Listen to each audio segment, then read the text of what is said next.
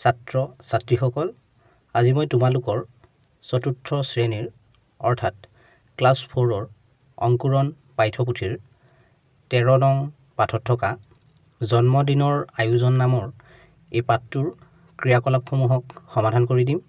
গতিকে ভিডিঅ'টো শেষলৈকে চাই যাবা আৰু এতিয়ালৈকে যদিহে চেনেলটো ছাবস্ক্ৰাইব কৰি লোৱা নাই কৰি লোৱা, কাৰণ তোমালোকৰ এনে ধৰণৰ ভিডিঅ'বোৰ ইয়াতে পাই থাকিবা। প্ৰথম ক্ৰিয়াকলাপটো দিয়া আছে যে নাটিকাখন ভালদৰে পঢ়া।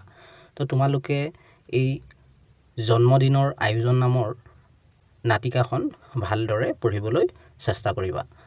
তাৰ পাছৰ ক্ৰিয়াকলাপটো দিয়া আছে যে তলৰ প্ৰশ্নবোৰৰ উত্তৰ কোৱা আৰু লিখা। ক, সীমান্তৰ মাকে পাকঘৰৰ মজিয়াত বহি কি কৰি আছিল? ইয়াৰ উত্তৰ তোমালোকে লিখিবা।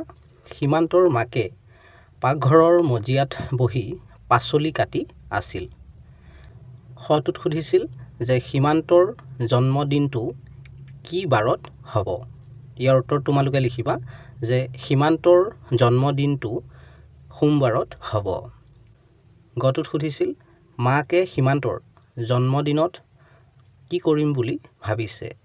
ইয়াৰ উত্তৰ তোমালোকে লিখিবা মাকে সীমান্তৰ জন্মদিনত নামঘৰত শৰাই এখন আগবঢ়াম বুলি ভাবিছে। ঘটোত সুধিছিল সীমান্তই জন্মদিনত কাক কাক নিমন্ত্ৰণ কৰিম বুলি ভাবিছে? ইয়াৰ উত্তৰ তোমালোকে লিখিবা সীমান্তই জন্মদিনত ৰুণজুন, মিতা, ভুলি, চিৰঞ্জীৱ, মকবুল হতক মাতিম বুলি ভাবিছিল। উঙটোত সুধিছিল স্কুলৰ বাইদেৱে জন্মদিনত সীমান্তক কি কৰিবলৈ কৈছে? ইয়াৰ উত্তৰ তোমালোকে লিখিবা স্কুলৰ বাইদেৱে জন্মদিনত সীমান্তক গছপুলি ৰুবলৈ কৈছে। তাৰ পাছৰ ক্ৰিয়াকলাপটোত দিয়া আছিল যে জন্মদিনৰ আয়োজন নাটিকাখনিত কাৰ কাৰ মাজত কথোপকথন হৈছে, মানে কাৰ কাৰ মাজত কথা হৈছে সেইটো সুধিছে।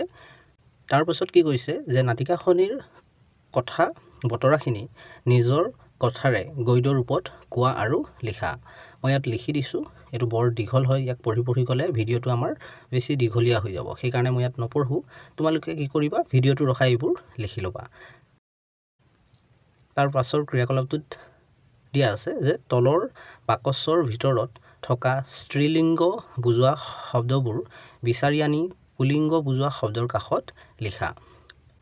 পুলিংগ মানে হ'ল পুৰুষক বুজাব আৰু স্ত্ৰীলিংগ মানে মহিলাক বুজাব। ইয়াত যেনেকৈ উদাহৰণ এটা দিয়া আছিল মামা, মামাটো হ'ল পুলিংগ, মামীটো হ'ব স্ত্ৰীলিংগ, মানে এগৰাকী মহিলা হয়, তিৰোতা হয় মামীটো। ঠিক তেনেদৰে দেউতা, ইয়াত আমি লিখিম মা, বন্ধু, বান্ধৱী, শিক্ষক, ইয়াত আমি লিখিম শিক্ষয়িত্ৰী, ভাইটি, ভণ্টি, ভিনিহি, ইয়াত আমি লিখিম বাই।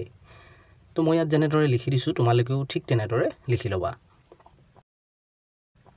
তাৰ পাছৰ ক্ৰিয়াকলাপটো দিয়া আছে যে বাক্য ৰচনা কৰা। ইয়াতে কেইটামান শব্দ দিয়া আছিল জন্মদিন, উপহাৰ, নামঘৰ, জলপান, পৰিপাটি। তেনেদৰে এই শব্দবোৰৰ সহায়ত বা এই শব্দবোৰৰ সৈতে আমি বাক্য ৰচনা কৰিব লাগিছিল। মই ইয়াতে বাক্য ৰচনা কৰি দিছোঁ এই শব্দবোৰৰ সৈতে। তোমালোকে ভিডিঅ'টো ৰখাই এইবোৰ লিখি ল'বা। তাৰ পাছৰ ক্ৰিয়াকলাপটোত দিয়া আছিল যে তলৰ বাকচত থকা বৰ্ণ কাৰ চিন বা স্বৰ চিহ্ন আৰু যুক্তাক্ষৰবোৰ ভালদৰে পঢ়ি চোৱা। ইয়াতে দিয়া আছে, তোমালোকে ইয়াতে পঢ়ি চাব পাৰা। তাৰপিছত কি কৈছে যে দলত বহি সেইবোৰ মিলাই অৰ্থপূৰ্ণ শব্দ লিখা। ইয়াতে আমি অৰ্থ প্ৰকাশ কৰা শব্দবোৰ লিখিব লাগে এই খালী ঠাইবোৰত। ইয়াতে দুটা দিয়া আছিল যেনে কপৌ, বান্দৰ, তো আমি লিখিব পাৰোঁ মিত্ৰ, বন্ধু, দন্ত, তেনেকৈ মই ইয়াতে লিখি দিছোঁ, তোমালোকে লিখি ল'বা। তাৰ পাছৰ ক্ৰিয়াকলাপটো দিয়া আছে যে এটা শব্দত প্ৰকাশ কৰা জন্ম হোৱা দিনটো, ইয়াত আমি লিখিম জন্মদিন, বন্ধু বান্ধৱৰ সৈতে সবান্ধৱে, নাম গোৱা ঘৰ, এটা শব্দত ক'বলৈ হ'লে আমি লিখিম নামঘৰ। তাৰ পাছৰ ক্ৰিয়াকলাপটো দিয়া আছে যে ইংৰাজী ভাষাৰ অনেক শব্দ আমাৰ ভাষাত সোমাইছে, তেনেকুৱা কেইটামান শব্দ এই পাঠটোত ব্যৱহাৰ হৈছে, সেইবোৰৰ অসমীয়া প্ৰতিশব্দ লিখা। ইয়াতে দিয়া আছে ইংৰাজী শব্দ আৰু ইয়াত অসমীয়া প্ৰতিশব্দ। টেবুলটো হ'ল ইংৰাজীৰ এটা শব্দ হয় যিটো আমি অসমীয়া ভাষাটো তেনেকৈ ব্যৱহাৰ কৰোঁ, টেবুল বুলিয়ে কওঁ। তো অসমীয়াৰ প্ৰতিশব্দ হ'ব টেবুলৰ মেজ। ঠিক তেনেদৰে স্কুলৰ অসমীয়া প্ৰতিশব্দ হ'ব বিদ্যালয়। ৰুম হ'লে কোঠা হ'ব। তাৰ পাছৰ ক্ৰিয়াকলাপটো দিয়া আছে যে আজিকালি আকৌ কিছুমান শব্দ অসমীয়াত ক'লে বহুতে নুবুজে। তেনেকৈ আছে বহুতো শব্দ যিটো আমি ইংৰাজীত ক'লেহে বেছি ভালকৈ বুজি পাওঁ।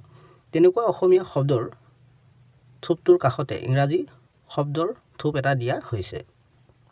তেনেকৈ ইয়াত দেখা পাইছা, ইপিনে অসমীয়া শব্দ, ইপিনে ইংৰাজী শব্দ, তাৰ পৰা বিচাৰি উলিয়াই মিলাই লিখা।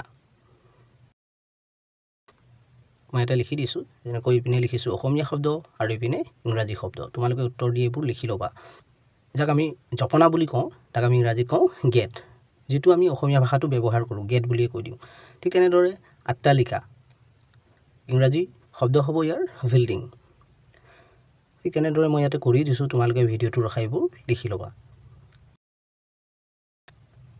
তাৰ পাছৰ ক্ৰিয়াকলাপটোত দিয়া আছিল যে পৰিপাটিকৈ থোৱাটো এটা ভাল গুণ। সীমান্তই নিজৰ বস্তুবোৰ পৰিপাটিকৈ থয়। তুমি তোমাৰ বস্তুবোৰ পৰিপাটিকৈ থোৱানে? বস্তু পৰিপাটিকৈ থ'লে আমাৰ কি কি সুবিধা হয়? মই ইয়াতে লিখি দিছোঁ, তোমালোকে লিখি ল'বা। তাৰ পাছৰ ক্ৰিয়াকলাপটোত দিয়া আছিল নিজৰ জন্মদিনৰ লগতে শ্ৰেণীৰ সকলোৱে জন্মদিনৰ তাৰিখবোৰৰ তালিকা কৰা। তো তোমালোকে এইবোৰ কৰিবা। তাৰ পাছৰ ক্ৰিয়াকলাপটোত দিয়া আছে যে এটা গছপুলি ৰুই কেনেকৈ যত্ন ল'বা, দলত আলোচনা কৰা আৰু গছপুলিটোৰ শ্ৰীবৃদ্ধি পৰ্যবেক্ষণ কৰি টোকা বহীত লিখি থবা। তোমালোকে এইবোৰ কৰিবা। তাৰ পাছৰ ক্ৰিয়াকলাপটো দিয়া আছে যে ক অংশৰ সামগ্ৰীসমূহ খ অংশৰ কি কামত ব্যৱহাৰ হয় মিলাই লিখা। ইয়াতে মই মিলাই লিখি দিছোঁ, তোমালোকে ভিডিঅ'টো ৰখাই এইবোৰ লিখি ল'বা। তাৰ পাছৰ ক্ৰিয়াকলাপটোত দিয়া আছিল পণ্ডিত জৱাহৰলাল নেহৰুৰ জন্মদিনটো বিদ্যালয়ত কেনেকৈ পালন কৰা লিখা। মই ইয়াতে লিখি দিছোঁ, তোমালোকে ভিডিঅ'টো ৰখাই এইটুকু লিখি ল'বা। ছাত্ৰ ছাত্ৰীসকল, ভিডিঅ'টো ইয়ালৈকে আছিল। তোমালোকৰ অংকুৰণ পাঠ্যপুথিৰ অন্য পাঠবোৰৰ ক্ৰিয়াকলাপসমূহৰ ভিডিঅ'বোৰৰ লিংকবোৰ এই ভিডিঅ'টোৰ তলতে পাই যাবা। ইয়াতে ক্লিক কৰি চাই ল'ব পাৰিবা। আৰু এতিয়ালৈকে যদিহে চেনেলটো ছাবস্ক্ৰাইব কৰি লোৱা নাই, কৰি লোৱা, কাৰণ তোমালোকৰ এনেধৰণৰ ভিডিঅ'বোৰ ইয়াতে পাই থাকিবা। ভিডিঅ'টো ইয়াতে সমাপ্ত কৰিছোঁ।